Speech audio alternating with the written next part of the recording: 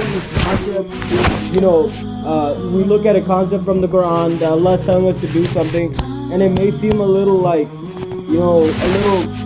how am I supposed to do that? How am I supposed to apply this to my life? But that's why we always have, at the end of the day, the greatest example of anything is the life of the Prophet sallallahu alaihi wasallam. So if ever we don't understand, like, what do you mean, be patient and enjoying in the mutual teaching of truth, like what all does that mean? You look at the life of the Prophet sallallahu alaihi wasallam, that not a single time of his day went just like, just randomly.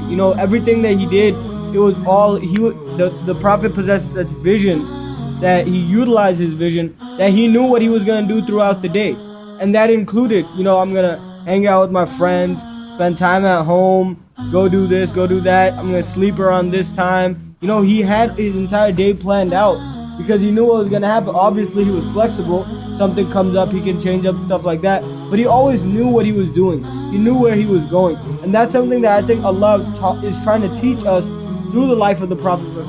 Myself, if I sit in front of a computer, and I got YouTube open, and if you like this, you might want to look at these videos, and I go from watching, some basketball highlights to some wrestling to now I'm watching some TV show. Like, I've seen my capability. I can sit there and kill 2-3 hours easily.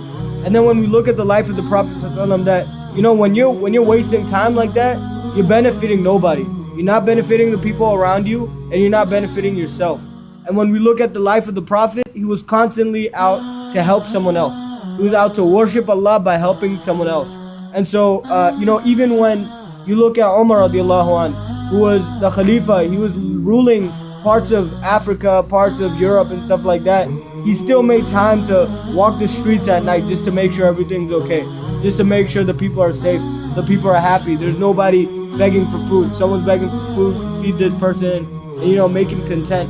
We really need to, because we plan so much when we look at our own situation, when we look at our careers and stuff like that. I've seen people, they sit down and spend so much time studying for school and just going out applying for jobs and all this stuff, and all that stuff is great.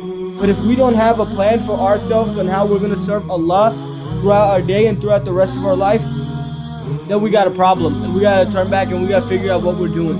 And I think in YM we have plenty of opportunities to go out and serve Allah however you want to. These brothers came with us to street dawah several times, going out in different neighborhoods and giving dawah on the streets to different people.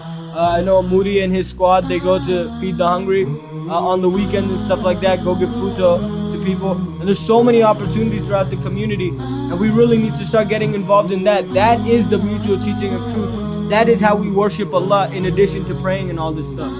And the last thing I want to say, I remember a while back we went to pick up this PhD doctor professor at USC, University of Southern California. That's where Reggie Bush went to college. Anyways, he's a professor there, and he's also he's very knowledgeable and in Islam. So we went to pick him up, and he got in the car, and he said he was waiting. His flight was early, so he was waiting for 45 minutes. And so I forgot what we asked him, but he said, what they say about idle time is the devil's workshop. And that actually did make a lot of sense. Idle time is indeed the devil's workshop. And if we just waste it and we don't have a plan or what we're going to do, then we're going to have a problem. So, that's what I think, that we should always look back at the life of the Prophet if you want an example on how to spend your time, how to prioritize your day and stuff like that. And be patient.